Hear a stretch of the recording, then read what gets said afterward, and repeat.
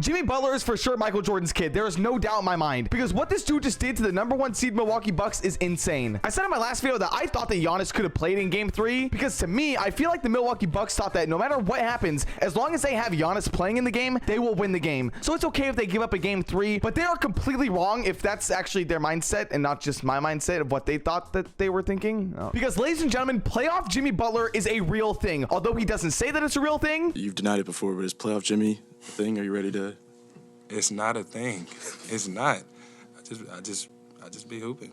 I promise you it's real. He's not just out there hooping. You know, he is, but he's doing it on another level. Jimmy Butler shooting 19 for 28 from the field, 3 for 8 from 3, putting up 9 rebounds, 2 assists, and a 56-point total. Ladies and gentlemen, this is the highest point-scoring playoff game in Miami Heat history, which honestly blew my mind, knowing that in the Miami Heat history, they had players like Dwayne Wade, LeBron, Alonzo Mourning. I mean, players that we all know are legends and Hall of Famers in this game. Jimmy Butler just put up an all-time performance. Now, I know that a lot of people see that the Miami Heat are up 3-1 and automatically think, okay, the Heat are going through. There's no way that the Bucks come back, right? Bam Adebayo keeps on playing the way he played in the last game, and actually the last 2 games, for being honest. There is no way that the Miami Heat can win this. I mean, Jimmy Butler might put up like a 70-point game or something, but I doubt it. Bam Adebayo, who's been really good in this regular season, I mean, people have been saying he's all NBA, but man, he has been absolutely balls in the fucking playoffs right now. It is actually disgusting to watch, I will say. If there's one team to come back from a 3-1 deficit in this year's playoffs, it would be the Milwaukee Bucks. I feel like until I see the Miami Heat walking off the court with a game 5 win, game 6 win, game 7 win, whatever win it takes, I will not say that they will win this series, because in my opinion, I could see the Milwaukee Bucks just dismantling this entire Miami Heat team, no problem, and going on to the next series. And I know that sounds crazy to say, even though they're down 3-1, but it's happened before. Maybe not by the Milwaukee Bucks, but it's happened in NBA history before. And like I said, if Bam Adebayo keeps on playing like this, there is no way they will go through, because Jimmy Butler cannot play like this every single game. It's impossible for him to play at this level for the rest of the series on 40 minutes a night. It is genuinely impossible. We've never seen it before.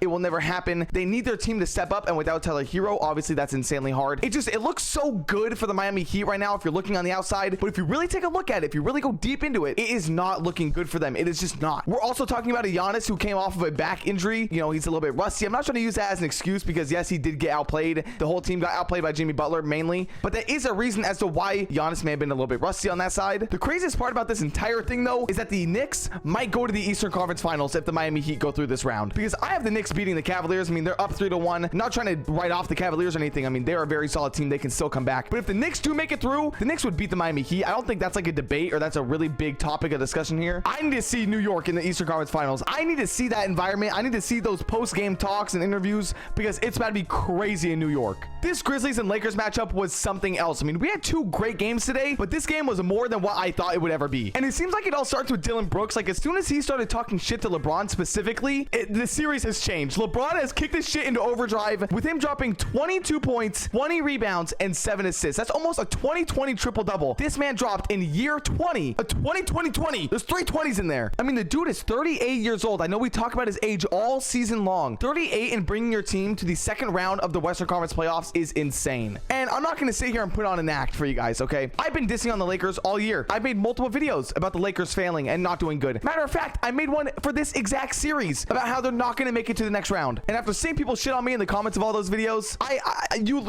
you win, okay? I lose, you win. The Lakers might make it to the second round of the playoffs, and I'm not going to use it as an excuse, okay? But can we talk about Ja Morant breaking his goddamn hand playing in a fucking cast like for half the series? Can we talk about that? Because you could see how much of an impact that has on his game. Dude went 8 for 24, shout out Kobe, and it just had an absolutely disgusting game, but he put it all on the line. I mean, the dude was putting his body on the line today. He was doing everything he could to try to tie this series up, but he just couldn't get it done. I mean, just look at him trying to dunk over LeBron. This shit nearly killed LeBron. I'm not gonna lie. Like, if he hit his neck on that, dangerous things happening. But these are bringing up conversations about possibly Ja Morant being a fraud and not having a bag, because all this man really can do is do crazy dunks. Not saying that's a bad thing. He's still a great player, still an all-star, all NBA, all that stuff. But there's other point guards that are better, and maybe we're finally seeing that John Morant isn't this insanely top point guard of all time. That's all I'm saying. I'm not trying to hate. I'm stating the obvious here. Desmond Bane dropped a silent 36 points though, which I don't think we'll ever hear of ever again because they lost, and also because he shot 3 for 12 from 3, which yeah, that's inexcusable right there. I still can't figure out Anthony Davis though, because this guy goes from having one of the most insane playoff games, dropping 31 points and 17 rebounds, to absolutely shit the bed today, dropping only 12 and 11, which still is good obviously, but for Anthony Davis, you want him to be better as the second, or if not the best guy on the team. I will mention though, he did take a pretty bad hit to his hip, which had him sidelined for a little bit, but he did end up going back into the game. Hopefully it's not anything serious that'll like affect the next game or the series in general for the Lakers. I'm not going to distract you guys from the fact that he did have some crazy plays that did help the Lakers in this game, but at the same time, he didn't do enough or as much as you want him to do, and they could have put the game away way sooner had he actually done those things. One of those things that he should have been doing was hitting clutch free throws, but you know, they won the game, so who cares? That's about all the stuff I had to talk about for today's doubleheader, but tomorrow's going to be even crazier with all 3 games being a 3-1 series. We don't know who we're going to see go home tomorrow, who we're going to see stay alive in the playoffs, but either way, it'll be crazy. I'll be making a video about all the games, so be sure to subscribe, turn notifications so you know when that video goes out. Like this video so it gets recommended in the algorithm. It helps out a lot more than you think, and be sure to comment as well. Let me know what you guys think will happen in this year's playoffs, because I respond to every single comment, and I'll see you guys all next video. Later.